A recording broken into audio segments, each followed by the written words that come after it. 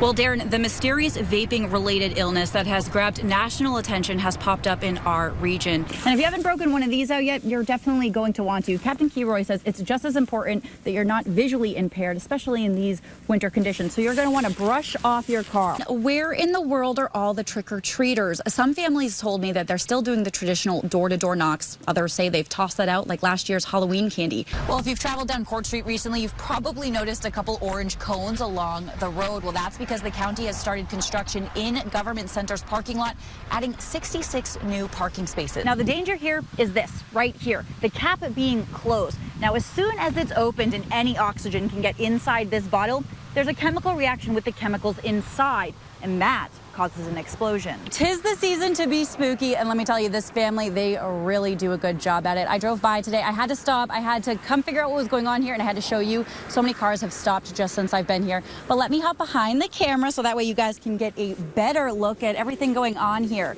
Now, Segundo Clark has been in Clinton County Jail since his arrest last November, but he will spend his murder sentence in a state prison. We are not sure which state prison that is at this time. Live in Plattsburgh, Kelly O'Brien, Channel 4 News. Aaron Celine, the USMCA allows the exporting of more American dairy products to Canada and Mexico and controlling the tariffs imposed by each country. I'm told by dairy farmers here that they hope it will make them some money. The farming industry provides a lot of jobs in the North Country. Farmers say that is because of the rich ground the land has to offer.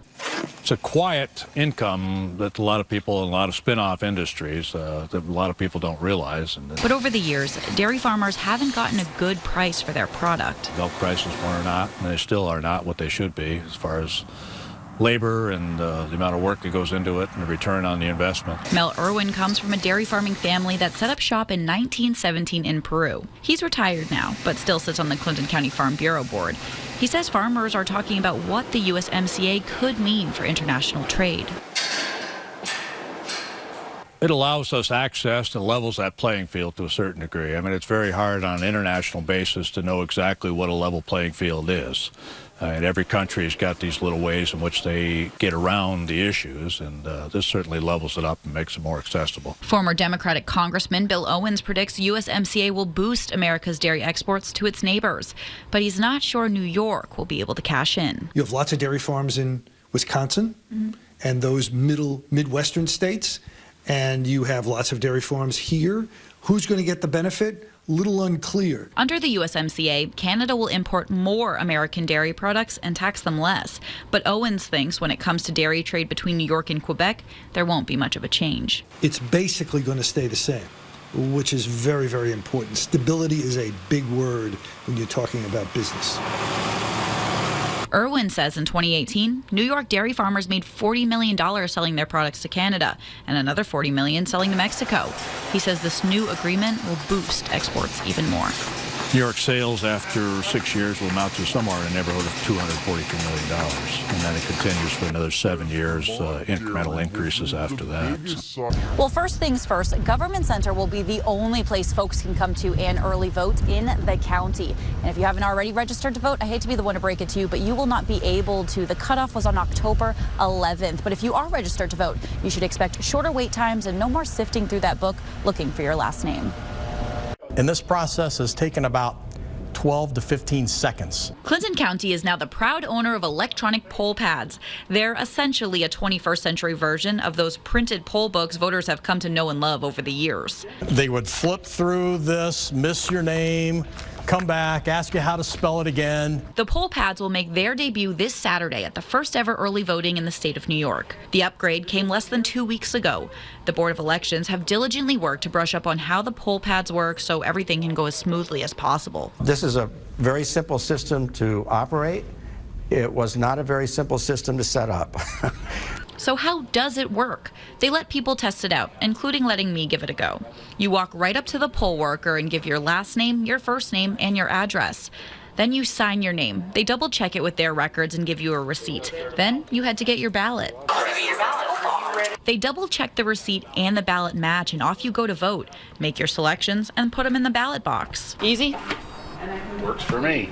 Over time, the county will have 61 of these new poll pads. They're paid for by 2 state grants amounting in $93,000.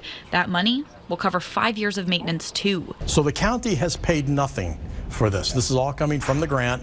I'm keeping it all under the grant cap. And they said the county saves money by eliminating some poll workers, reducing the amount of ballots printed, and the cost of printing those poll books. Quite the production cost to make these. That should go away in the future. It's been rough. A lot of ups, a lot of downs, a little bit overwhelming at times, stressful. Since 2014, Nick LaValle has spent his days in hospital beds, undergoing chemotherapy and dialysis. Most of the time after dialysis, you're pretty tired, wiped out. Takes a lot out of you. He was 18 when symptoms first started to show. He went to 3 different doctors in 3 different states for a diagnosis. Ultimately, they said he had IgA deficiency. It's an autoimmune disease. Nick needs a kidney. He's been on the search for years, and that is how Sarah Landry came into his life. He's gonna get stuck with me now. All because of a Facebook post. So I reached out to a mutual friend and said, hey, do you know if he's found a match? And she's like, I don't know, message him. Which I did. And he's like, nope, get a hold of Dartmouth. They both have been going through the process to make sure they were a perfect match. Nick and Sarah have only met once before this interview for their tissue testing. More tests revealed even more. So yeah, we're like distantly related. So it's North Country, which makes it even more important to help him. Now you might be thinking, why would a complete stranger offer their organ to someone they don't even know? For Sarah, that's an easy answer. The statistics are like 25 people a day die waiting for an organ. And here I am with a perfectly good one with someone that needs it, and here, have it. I'm so happy a stranger can just, go up and donate an organ like that. A selfless act by a complete stranger, changing his life in more ways than one. He and his fiancée have a wedding to plan after the surgery, a new chapter for this 23-year-old to live a long and healthy life. Oh, it's going to mean so much. I'm just going to get most of my life back, Families get to stay together. They don't have to fear going out to the doctor to pick up their child from school. The Worker Center of Central New York said daily life tasks under the Green Light bill will make life for undocumented immigrants just a little bit easier. Especially here in upstate, where transportation is so vital. But there are some concerns. This standard license not only can be used to drive your automobile on our roads, but it can be used to get on an airplane and to get into federal buildings. Clinton County Clerk John Zerlo said an application for the license doesn't need a social security number, but it does need proof of residency, proof of insurance, and a birth certificate. And that's the problem, because sometimes these countries have a birth certificate and we're not able to read them. Zerlo said there have been 2 webinars issued by the state to help the clerks decipher the foreign documents, but it will take time to get fully up to speed. When something new comes down the road, you're always a little nervous, and yeah, we're going to adapt to it, I'm sure.